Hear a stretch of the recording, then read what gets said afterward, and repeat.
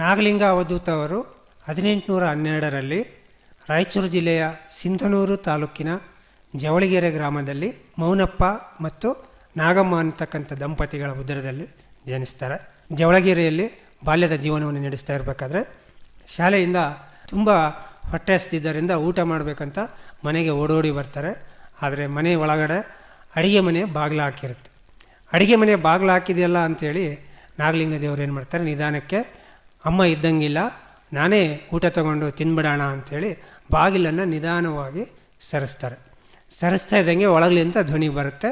ತಾಯಿ ನಾಗಮ್ಮ ಬಚ್ಚಲ ಮನೆಯಲ್ಲಿ ಸ್ನಾನ ಮಾಡ್ತಾ ಇರ್ತಾರೆ. ನಾಗಲಿಂಗ ಬಂದ ವಿಷಯ ತಿಳಿದ ನಾಗಮ್ಮ, ನಾಗ ಮನೆ ಒಳಗಡೆ ಬರಬೇಡ, ನಾನು ಸ್ನಾನ ಮಾಡ್ತಿದ್ದೀನಿ ಅಂತ ಕೂಗ್ತಾರೆ. ಇಲ್ಲಮ್ಮ, ನನಗೆ ಹೊಟ್ಟೆ ಹಸಿತಾ ಇದೆ, ನಾನು ಊಟ ಮಾಡಬೇಕು, ನಾನು ಬರ್ತೀನಿ ಅಂತ ನಾಗಲಿಂಗ ಹೇಳ್ತಾರೆ.